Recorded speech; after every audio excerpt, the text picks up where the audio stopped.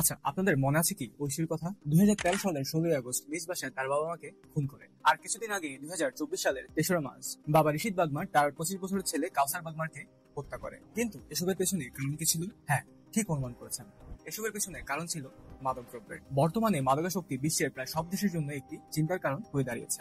The world's illicit drug trade. The port city. 3 people suspected of distributing fentanyl. শহরের অলি গলি আনাচে কানাচে মাদকাসক্তি নিরাময় কেন্দ্র। আমরা সবাই জানি কোন দেশের জনসমাজকে অক্ষম করার মাধ্যমে সেই দেশকে ধ্বংস করা সম্ভব। আর এজন্য মাদকের চেয়ে ভালো কোনো বিকল্প নেই। মাদক দ্রব্যে আসক্ত ব্যক্তি, তার পরিবার, পরিজন, এমনকি বন্ধু বান্ধব সবার জন্যই বিপদ বয়ে আনতে পারে, এমনকি হতে পারে তাদের মৃত্যুর কারণ। আর এদের উদাহরণ আমরা শুরুতেই দেখেছি। কিন্তু এখন প্রশ্ন হচ্ছে, কিভাবে বাংলাদেশে বেড়ে যাচ্ছে এই মাদকাসক্তি? কাদের মাধ্যমে এটি ছড়াচ্ছে, আর কারাই বা এটিকে বেশি গ্রহণ করছে? কেন এত এত মানুষ মাদকে আসক্ত হচ্ছে, আর এর প্রতিকারই বা কি? এর সবই জানবো আমরা আজকের ভিডিও। আমি রিয়াদ সৌরভ, আপনারা দেখছেন টেকি অক্টোপাস। চলুন তাহলে শুরু করা যাক। 2013 সালের 16 আগস্ট নিজ গৃহে সস্ত্রীক পুলিশ কর্মকর্তার খুন হয়। খুনটি আর কেউ নয়, তাদের মেয়ে ঐশী হয়েছিল। মাদকে আসক্ত ছিল ঐশী। বাবা মা জানতে পারলে নিজ মেয়েকে সামলাতে যখন একটু কঠোর হন, ঠিক তখনই মা বাবার উপর ক্ষিপ্ত হয়ে কুপিয়ে তাদেরকে হত্যা করা হয়েছে। আবার 2021 সালের 15 মে হাফিজুর রহমান ঢাকা বিশ্ববিদ্যালয়ের ছাত্র তার নিজ বিশ্ববিদ্যালয়ের একজন রিক্সা চালককে মারধর করে। আর সে রাতেই হাফিজ এবং তার 3 বন্ধু মিলে এলএসডি মাদক সেবন করেছিল। এই এলএসডি সেবনকারী ব্যক্তিরা হ্যালুসিনেশনে ভোগে, যার ফলে সেই ব্যক্তিটি নিজের এবং নিজের আশেপাশের মানুষের জন্য বিপজ্জনক হয়ে ওঠে। হাফিজুর রহমানও ঠিক এমন হয়ে উঠেছিল। এলএসডি সেবন করার পর তার বন্ধুরা এক রিক্সা চালককে মারার জন্য তাকে ভৎসনা শুরু করে। আর এই ভৎসনা সইতে না পেরে হাফিজুর রহমান তখন তার হলের সকল রিক্সা চালকের পা ধরে মাপ চাওয়া শুরু করে। এক ডাবওয়ালার ভ্যান থেকে দা নিয়ে নিজেকে কোপাতে থাকে। আর এভাবেই মাদকের কবলে পড়ে ঝরে যায় এক তাজা পা। সম্প্রতি 3রা মার্চ 2024 সালে বাবা রিশিদ বাগমার তার ছেলে কাউসার বাগমারকে নিজ হাতে হত্যা করে। আর এই হত্যার কারণে ছিল কিন্তু মাদক। তবে এখানে ঘটনাটি একটু ভিন্ন। ছেলের ভিসার মেয়াদ শেষ হলে নিজ দেশে চলে আসার পর শুরু হয়ে যায় তার বেকার জীবন। ধীরে ধীরে সে হয়ে পড়ে মাদকে আসক্ত। এক পর্যায়ে তার মা বাবাকে মাদক গ্রহণের জন্য জমি বিক্রি করতে চাপ দেওয়া শুরু করে, আর তা না করলে তাদেরকে হত্যার হুমকি দেয়। তাই ছেলের এসব অত্যাচার থেকে মুক্তি পেতে এক সকালে বাবা নিজ হাতে তার ছেলেকে কুপিয়ে হত্যা করে। কতটা অসহায় হলে বাবা কোলে পিঠে মানুষ করা তার ছেলেকে কুপিয়ে হত্যা করতে পারে? বর্তমানে মাদকাসক্তি সারা বিশ্বে দ্রুত বেগে বেড়েই চলেছে। বাংলাদেশও কিন্তু তার বিপরীত নয়। তরুণ প্রজন্মের কাছে মাদকের মতো ভয়ানক বিষ ছড়িয়ে পড়ার একটি অন্যতম প্রধান কারণ হচ্ছে এর সহজলভ্যতা। হ্যাঁ, আমাদের দেশে সকল প্রকার মাদকই কিন্তু খুব সহজে পাওয়া যায়। সিগারেট, গাঁজা, হেরোইন, মদ, ফেন্সিডিলের মতো মাদকগুলো আমাদের চারপাশেই পাওয়া যায়, আর এসবের দামও থাকে হাতের নাগালে। যার ফলে উপার্জনক্ষম মানুষের পাশাপাশি সকল ধরনের শিক্ষার্থীরাও কিন্তু এই ধরনের মাদকদ্রব্য কিনতে পারে। আবার সঙ্গদোষ, হতাশা ও দুশ্চিন্তা এবং নিছকের আনন্দ ও কৌতূহল বশত মানুষ এই মাদকে আসক্ত হয়ে পড়ে। এছাড়াও সামাজিক আর পারিবারিক পরিবেশের কারণে অনেকেই কিন্তু মাদকে আসক্ত হয়ে পড়তে পারে। সামাজিক অস্থিরতা, ব্যর্থতার গ্লানি, একঘেয়েমি, বেকারত্ব, একাকিত্ব এবং পারিবারিক বন্ধন ভেঙে যাওয়ার কারণে অনেকেই মাদকের দিকে ঝুঁকে পড়ছে। দেশে মাদকাসক্তির হার দ্রুতই বেড়ে চলেছে। মাদকাসক্তির কারণে সবচেয়ে বেশি ক্ষতিগ্রস্ত হচ্ছে স্কুল, কলেজ ও বিশ্ববিদ্যালয়ের শিক্ষার্থীরা। মাদক সেবনের প্রবণতা সবচেয়ে বেশি পরিলক্ষিত হয় 15 থেকে 30 বছর বয়সীদের মধ্যে।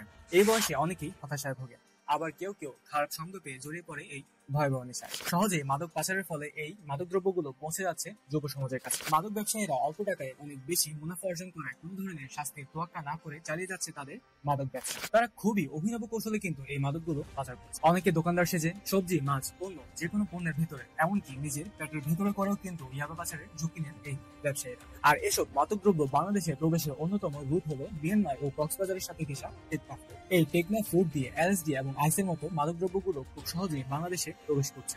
এই মাদকের বিরুদ্ধে অনেক শক্ত আইন থাকলেও তা কিন্তু কার্যকর খুব একটা হচ্ছে। স্কুলের বইতে মাদক যে খারাপ জিনিস সে বিষয়টি উপস্থাপন করা হলো, বাস্তব জীবনে মাদক যে খারাপ তা আমাদেরকে শেখানো হলো, যার কারণে বর্তমানে তরুণ সমাজরাই এই মাদকের খপ্পরে বেশি পড়ছে। আর এই বিষয় নিয়ে ততটা সচেতন না হয় বর্তমান জেনারেশনে দ্রুতই ছড়িয়ে পড়ছে এই মাদকাসক্তি। বর্তমানে তো মাদকাসক্তি একটি ট্রেন্ড হয়ে গেছে। আমরা অনেক ধরনের সিনেমা এবং নাটকের মধ্যে এই মাদক সেবনকে অনেক কুল ভাবে প্রেজেন্ট করে থাকে, আর তাদের দেখা দেখি তরুণ সমাজেরাও কিন্তু নিজেদেরকে কুল ভাবে প্রেজেন্ট করার জন্য এই মাদকের সেবন করে। প্রত্যেকের কাছে এই মাদক দ্রব্যগুলো ওষুধের মতো পৌঁছে গিয়েছে। বাংলাদেশের মাদক নিয়ন্ত্রণ আইন 2018 সালের প্রেক্ষিতে 5 গ্রাম পর্যন্ত কোকেন, হিরোইন, মরফিন ও প্যাথিরিন পাওয়া গেলে 1 থেকে 5 বছর পর্যন্ত কারাদণ্ড ও অর্থদণ্ড দেওয়া যাবে। মাদকের পরিমাণ যখন 5 থেকে 25 গ্রাম হবে তখন 5 থেকে 10 বছর কারাদণ্ড ও অর্থদণ্ড, এবং মাদকের পরিমাণ 25 গ্রামের বেশি হলে যাবজ্জীবন কারাদণ্ড এবং মৃত্যুদণ্ড, অর্থদণ্ডও কিন্তু দেওয়া যাবে। এছাড়া ইয়াবা সরবরাহ, বিপণন, কেনাবেচা, হস্তান্তর, গ্রহণ, প্রেরণ, লেনদেন ও প্রদর্শনের ক্ষেত্রে বলা হয়েছে 200 গ্রাম পর্যন্ত ইয়াবা পাওয়া গেলে 1 থেকে 5 বছরের কারাদণ্ড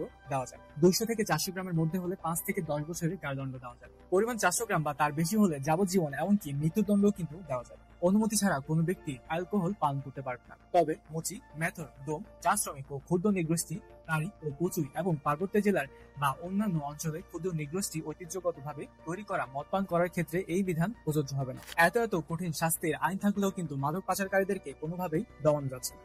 তার একমাত্র কারণ বলা যায় আমাদের আইন আছে কিন্তু তার কার্যকর ব্যবহার নেই। তাহলে এর সলিউশনটা কি হতে পারে? একবার মাদক আসক্ত হয়ে পড়লে যে কোনো ব্যক্তিকে কিন্তু স্বাভাবিক জীবনে ফিরে আসতে হলে অনেক ধরনের বাধা বিপত্তি সমস্যার সম্মুখীন হতে হয়। মাদকাসক্ত ব্যক্তিকে শনাক্ত করতে পারলে সবার আগে প্রয়োজন পারিবারিকভাবে তাকে সাহায্য করা। যত দ্রুত সম্ভব তাদেরকে মাদকাসক্তি নিরাময় কেন্দ্রে কাউন্সিলিং এর জন্য পাঠানো দরকার। তবে এদেশে মাদকাসক্তি নিরাময় কেন্দ্রগুলোর মান নিয়েও কিন্তু প্রশ্ন রয়েছে। প্রতিকার থেকে প্রতিরোধই উত্তম। তাই শিশুদেরকে ছোট থেকে পারিবারিকভাবে উন্নত পরিবেশ দিতে হবে। তাদের মধ্যে নৈতিক মূল্যবোধের বিকাশ ঘটাতে হবে। আর এমন পরিবেশ পেলে তারা কিশোর বয়সে মাদক আসক্ত হয়ে পড়বে না। আর এর সাথে সরকারকেও মাদক এবং চোরা কারবারিদেরকে কঠোর হস্তে দমন করতে হবে। আমাদেরকে মনে রাখতে হবে এদেশে উন্নয়নের মূল কারিগরই কিন্তু যুব সমাজ। তাদেরকে মাদকের এই প্রাণঘাতী ছোবল থেকে রক্ষা করতে হবে। পুরো ভিডিওতে আমরা জানার চেষ্টা করেছি মাদক নিজের জন্য, পরিবারের জন্য, এমনকি সমাজের জন্য কতটা ভয়াবহ। আর ভয়ের ব্যাপার হচ্ছে এই বিষয়টি যে অনেক বেশি খারাপ তা আমরা সবাই জানি, কিন্তু তা কেউ প্রচার করছে না, মানুষজনকে সচেতন করছে। আর এত কিছুর মাঝেও আমাদের ক্ষুদ্র প্রচেষ্টা আপনাদেরকে একটু সচেতন করার জন্য।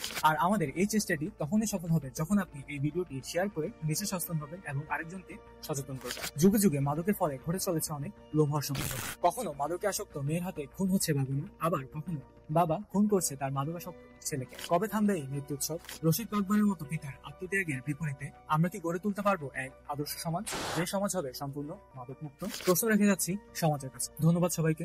আসসালামু আলাইকুম।